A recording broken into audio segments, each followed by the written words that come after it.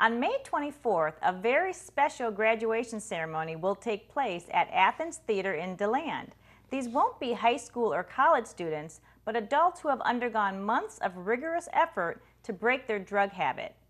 Our guest in the studio today is Circuit Court Judge Joe Will, one of the judges who presides over drug court programs in Volusia County.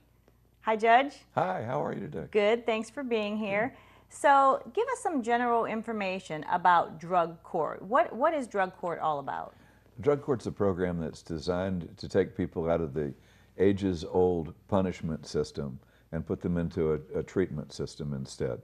To take people who are brought into the criminal justice system because of some sort of issues with substances and provide treatment. It's been something that's been on the minds of people for decades and decades, but no one really had a mechanism to use. And until about 25 years or so ago, when in Miami they started the first drug court, and then Volusia County followed quickly thereafter.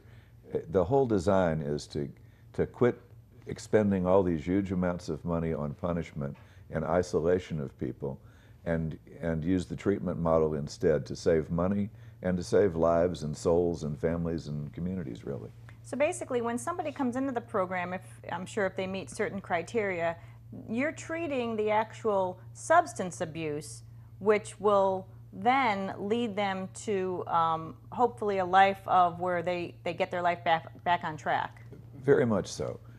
We try to identify people who are at high risk for reoffending and have high needs. We try not to take people who are just weekend pot smokers or weekend drinkers. We try to get the more severely affected people within the system.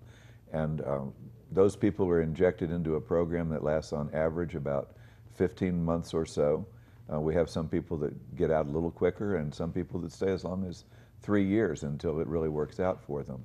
But instead of putting them into the standard probation model, we have a model where people are provided with group counseling, individual counseling, regular court appearances. They have the supervision of a probation officer. They have the guidance of a state attorney and a public defender while they're going through the program.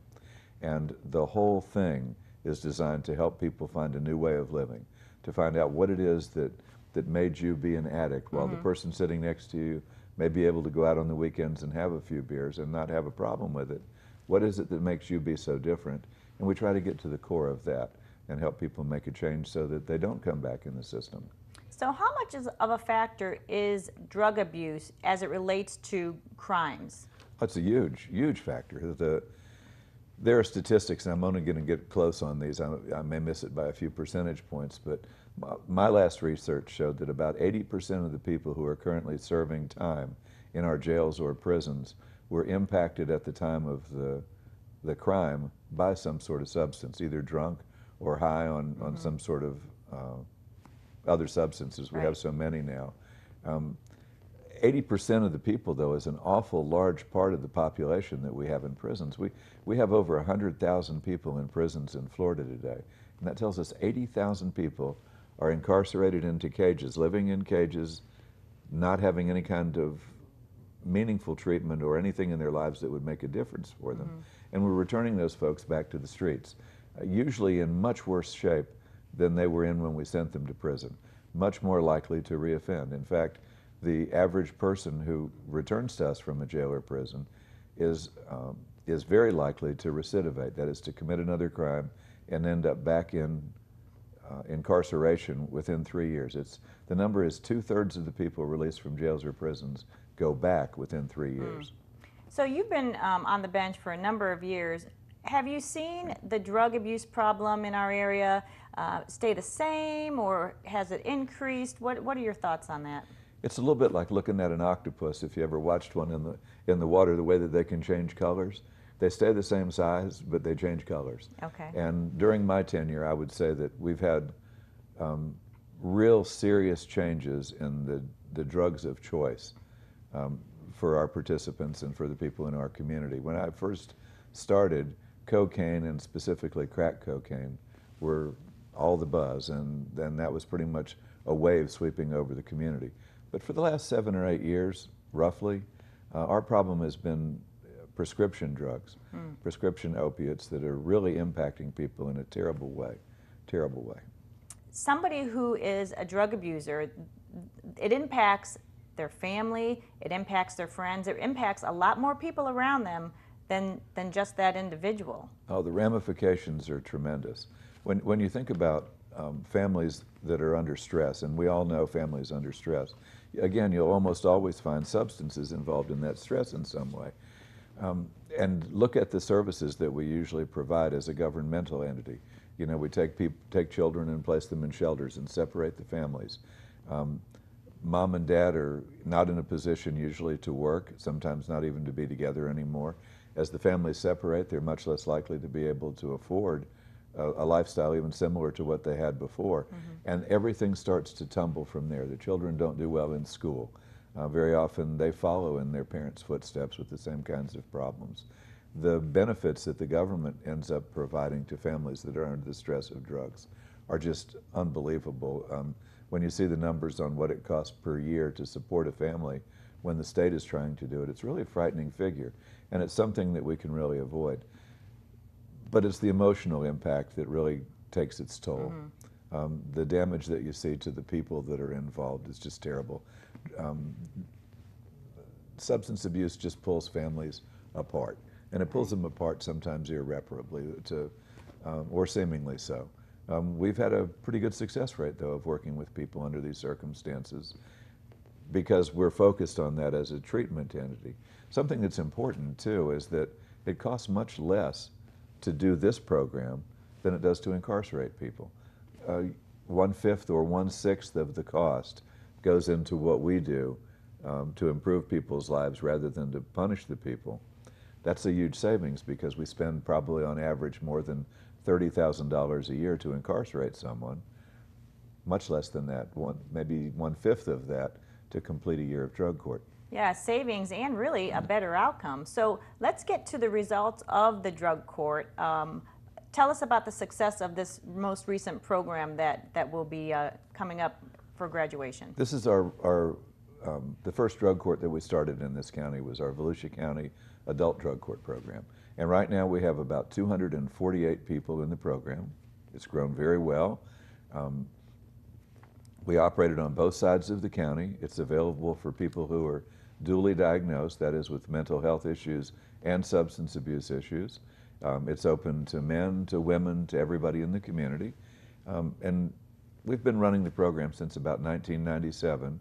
We have approximately, just again, approximately 1,000 graduates who are active in the community right now, 70% of whom have not been rearrested, which is an astounding figure and takes the other figure and stands it on its ear. But our celebration that we're going to have on May 24th will be a graduation for about 20 people who are just right now successfully completing the program. And we'll be at the Athens Theater, and it's something that everybody should see once in their life to see how impressive it is when someone is able to turn their life around. So I would imagine that when it comes the actual day for graduating, that it's actually pretty emotional for all parties involved. It's very exciting. It's what refurbishes me to make me want to keep coming back. I've been doing this a long time, like 12 or 13 years now, and what brings me back is really the graduations. To have that feeling of seeing somebody who's now employed, clean, back re-engaged with their family and the community and ready to just walk out and take the world by storm, and actually not just ready but prepared to do it so that we know that they're going to be successful 70% of the time. That is a real exciting thing, and people are pretty good about expressing themselves. We give our graduates a chance to speak as a part of the ceremony. It's very exciting, very emotional. I usually get a little weepy. Yeah. So, Judge, you've been a guest on Volusia Magazine for quite a few years, and this is probably your last interview because you are retiring at the end of the year. I am. So, give us just a little glimpse as to maybe some of the most memorable moments of sitting on the bench. Well, it's been very exciting. It's been a tremendous job to have and a real privilege to have been allowed to return this many times by the voters. It's been a great run, and I worked in all the divisions of the court at one time or another, and finally this was the one. The drug court, the mental health and substance abuse programs that we have. we call them problem-solving courts now. They're absolutely the most exciting.